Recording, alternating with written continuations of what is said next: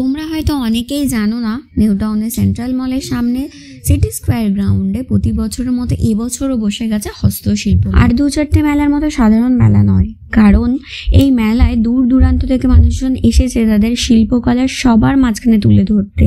এই মেলাতে নানা রকম অবাক করা হাতের তৈরি জিনিস তোমরা দেখতে পাবে। আমি তো সেই সব হাতের তৈরি জিনিস দেখে ভীষণভাবে মুগ্ধ হয়েছি।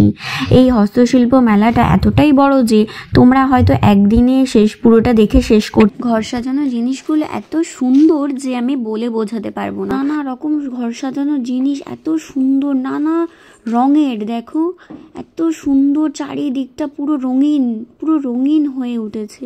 তোমরাও সময় করে চলে এসো এবং এই সুন্দর জিনিসগুলো উপভোগ করো। আর তোমাদের তো বলাই হয়নি, এই মেলাটা রয়েছে ডিসেম্বরের 14 তারিখ পর্যন্ত, দুপুর 2টো থেকে রাত 10টা পর্যন্ত। আমি তো একদিনে এত বড় মেলা দেখে শেষ করতে পারিনি, তবে তোমাদের বলছি তোমরা যদি দুপুর যাও তবে হয়তো সবকিছু দেখতে পাবে, দেখে ফিরতে পারবে। একদিনে পুরো মেলা না দেখে শেষ করতে পারায় আমার তো ভীষণ মন খারাপ। তাই আবার অন্য একদিন যাব এমন পরিকল্পনা করে রেখেছি, তবে সেই মুহূর্তটাও তোমাদের সাথে শেয়ার করব এমনই কথা দিলাম।